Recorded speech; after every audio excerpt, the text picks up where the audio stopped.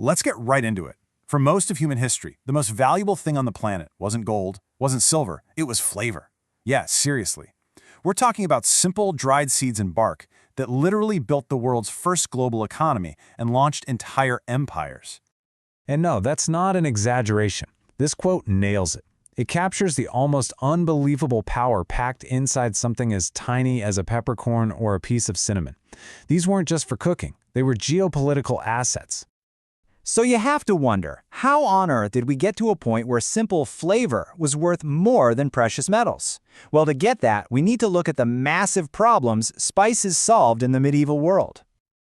This right here, this is what turns our whole modern idea of value completely upside down. We're talking about common black peppercorns, the kind you have on your dinner table, being literally more valuable than their weight in gold for centuries. A single pound of pepper could buy you livestock. A little pouch of saffron could be traded for armor and weapons. It's wild. So, what made them so powerful? Was it really just about making bland food taste a little better? Well, sure, that was part of it, but their real value, their true power, went so much deeper. In a world before refrigeration, before modern medicine, spices were basically a form of technology. They were absolutely crucial for preserving meat through long, brutal winters. They were used as medicine to treat sickness and disinfect wounds. And yeah, in a world where food went bad all the time, they were brilliant at masking the taste of rot. Simply owning spices sent a clear signal. You were rich, you were powerful, you lived above the daily struggle just to survive. Here was the big problem for Europe, though. None of these magical spices actually grew there. Access was controlled by this long, secretive, and incredibly profitable supply chain. Think about it this way. A farmer on the coast of India might earn just pennies for his harvest. But by the time that same peppercorn travels through Arab traders, gets taxed in Egyptian ports, and finally lands on a Venetian ship, its price has multiplied 100 times over. And right at the end of that funnel stood Venice, which had built a near-total monopoly on the entire European spice trade. So how do you protect a system that's making you that rich? Well, the merchants controlling the routes didn't just use guards and ships. They used stories. And these weren't just campfire tales, not at all. They were deliberate fictions, designed to scare off any potential rivals. Europeans were told that cinnamon had to be harvested from the nests of giant, vicious birds, or that pepper grew in forests that had to be set on fire just to drive away poisonous snakes. Total fantasy. But here's the crucial part. These myths had a very modern purpose. They were trade secrets wrapped up in fantasy. They were designed to maintain a monopoly by controlling information and making it seem impossibly risky for anyone else to even try. So the more Venice tightened its grip and jacked up the prices, the more desperate the rest of Europe became to find a way around them. And that desperation didn't lead to better trade deals. No, it launched the Age of Exploration. Let's be really clear about this. The great voyages of discovery, they weren't really about scientific curiosity or spreading religion. They were fundamentally financial missions. They were venture capital projects aimed at one thing: breaking a trade monopoly to find a direct, cheaper route to the source of the spices. You know, Columbus wasn't looking for a new world. He was looking for a shortcut to India's pepper coast. And when Vasco da Gama finally sailed around Africa and actually reached India, he was reportedly furious to find spices being sold for next to nothing in open markets. The scarcity that Europe was suffering from was completely artificial, manufactured by the Venetian monopoly.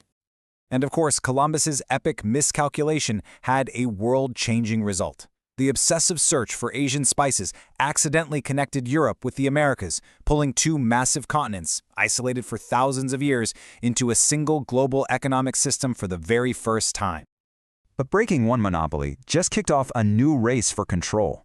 And the next players in the game, the Dutch, they came up with a new tool to dominate the trade, something the world had never, ever seen before. In 1602, they founded the Verenigde Oost-Indische Compagnie, or the VOC for short. Now, this wasn't just some trading guild. This was a publicly traded corporation with shareholders, dividends. It was a revolutionary new kind of business. What's truly astounding are the powers the Dutch government gave to the VOC. Just look at this list. This private company could act like a sovereign nation. It had its own army and navy. It could sign treaties with foreign kings. It could even govern territories it conquered.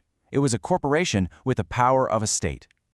And the VOC used these powers with absolute brutality. To get a complete monopoly on nutmeg, which only grew on the tiny Banda Islands, they massacred and enslaved the local population, replacing them with forced labor. So let's be clear, this new corporate model wasn't about participating in trade. It was about total, violent control of a resource right at its source. A brutal early version of tactics we still see today. And here's the thing, the patterns set up during the spice trade, the monopolies, the control over supply chains, the fusion of corporate and state power, they didn't just disappear. No, they created the blueprint for the modern global economy we're all living in right now. Because in every era, the strategy for building immense wealth has stayed exactly the same. You don't just sell a product. You control where it comes from, you control the pathways it travels along, and you control the information, the narrative around it. This slide just lays it out perfectly. Look at the two columns, then and now. The commodity might change from pepper to semiconductors or lithium, the choke point might shift from a shipping strait to a cloud server, and the power player may evolve from the Dutch East India Company to a multinational tech giant. But the fundamental logic, the playbook, it hasn't changed at all. Ultimately, the great lesson from the age of spice is that real power isn't just about owning a valuable thing. It's about owning the network. Because whether that network is carrying pepper or packets of data, the rule has always been the same. Control the path, and you control the world.